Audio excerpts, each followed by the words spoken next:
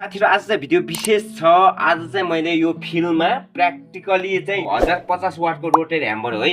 यो चाहिँ अर्थिङ हो। त्यसपछि यो चाहिँ फेज हो है, हेर्न सक्नुहुन्छ है। यो फेज, यो लाइन टेस्टर यहाँ हेर्न सक्नुहुन्छ जलिरहेको छ, यो फेज हो। अब यो अर्थिङ मैले चेक गर्न लागेको छु। अब फिल्डमा हेर्न सक्नुहुन्छ है, प्र्याक्टिकली यो रोटेट ह्यामर यो चाहिँ 1050 वाटको है, हेर्न सक्नुहुन्छ है। हामीले 100 वाटको, 15 वाटको, 50 वाटको बल्ब मिसिनबाट चाहिँ हामीले चेक गर्यो भने धेरै राम्रो। यो चाहिँ मिसिनको यो फेज, यो न्युट्रल हो है साथीहरु।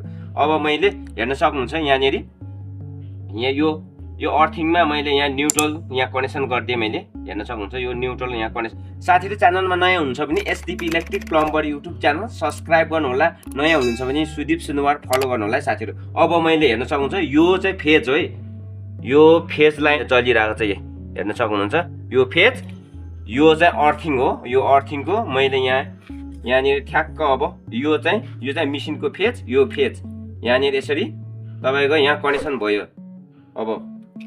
अब यहाँनिर मैले यसरी कनेक्सन गरिदिएँ मैले, हेर्न सक्नुहुन्छ यहाँ यसरी कनेक्सन गरिदिएँ।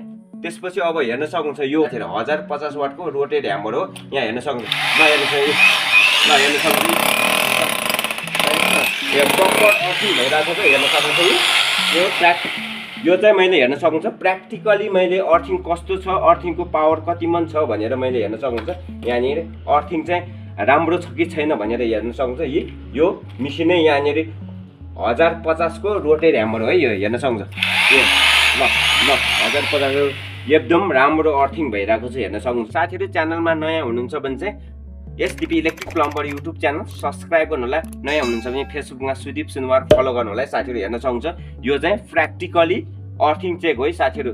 यो 100 वाटको बल्बमा, 50 वाटको बल्बमा, 15 वाटको बल्बमा भन्दा रोटेट ह्यामरमा यस्तो मिसिनहरुमा चेक गर्यो भने चाहिँ बेस्ट हुन्छ है अर्थिङ साथीहरु। लाइक गर्नु होला, शेयर गर्नु होला।